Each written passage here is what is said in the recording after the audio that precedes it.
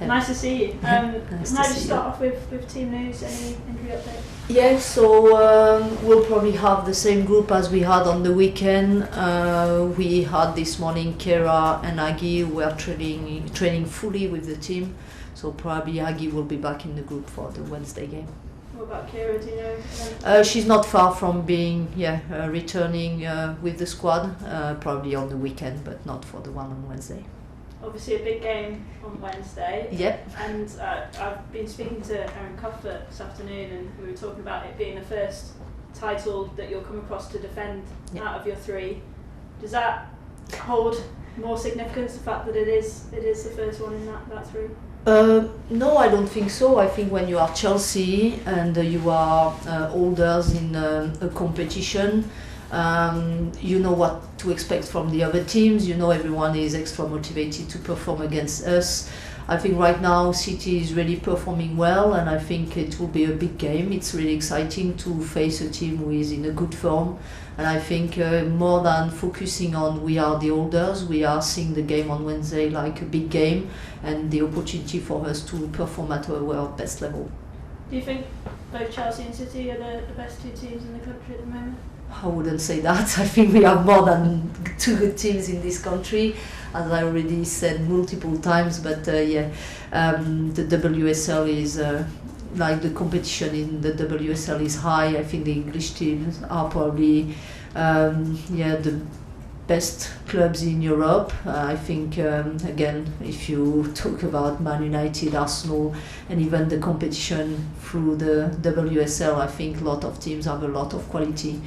If you look at the trophies, probably Chelsea is one of the teams who is performing at the best level, winning trophies. So that's part of the DNA in the club. But again, we know we are going to face a really good team on Wednesday. We have a lot of respect for every opponent, and we'll be ready for a tough game. And just finally for me, in terms of City under Andrée, what is it that you think has made them sort of stand out this season in terms of the way that they play?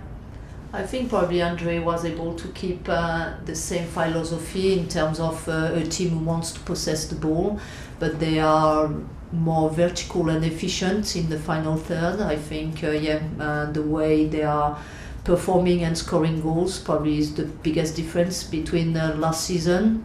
I would say also for them having only one game a week helps probably a lot to have the players fit and the squad available to perform every week and to come into every game be able to be at their best.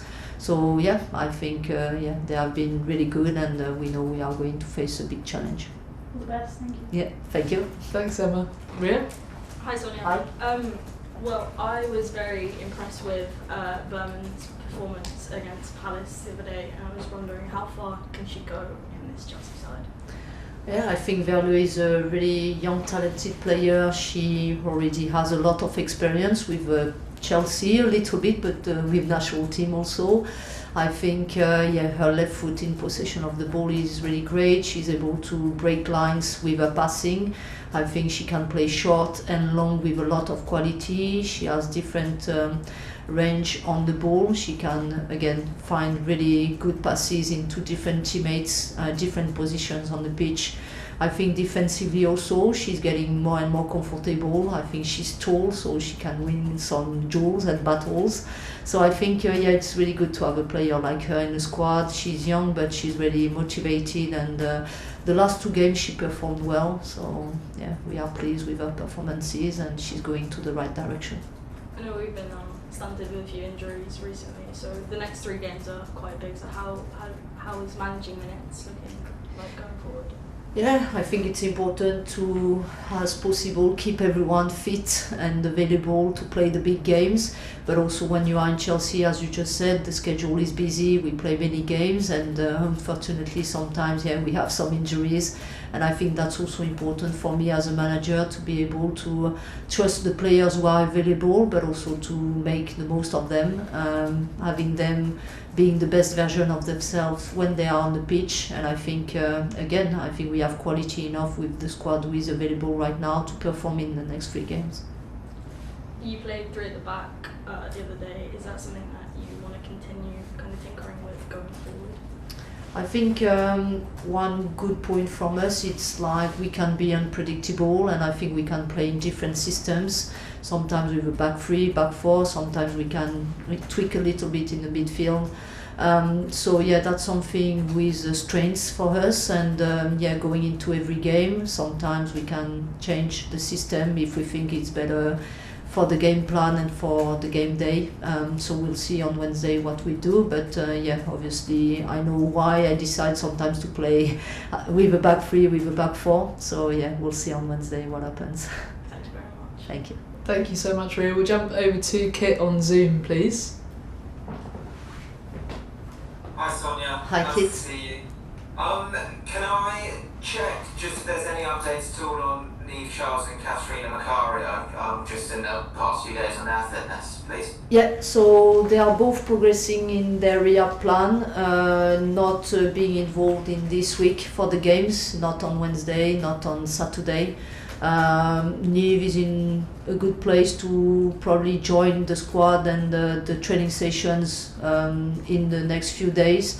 Kat is more unlikely to feature for us in the next block, but yeah, we'll see how they progress individually. Thank you. And with Man City, what have you noticed that's maybe changed in them since you played them on that opening day in Stamford Bridge? Because obviously they're a bit of an unknown quantity with the new manager at the time. Like, how do you think they've changed it at all since the start of the season? Yeah, I think when we faced them for the last time, it was the first game under Andrée, and I think probably the connection between the players was not at the best.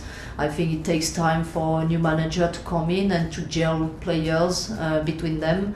I think right now they have probably a better understanding on how Andrée wants to play, but also the connection between the players is probably in a better place. So yeah, maybe the thing with better than when we face them is them being really efficient and clinical in the box. So I think that's something we will have to be at our best defensively, not to give them many opportunities, but also to be strong when they come in our box. Can I also ask a bit more of a long-term question, I guess? That you've got, at least as far as we know, quite a few big names out of contract this summer.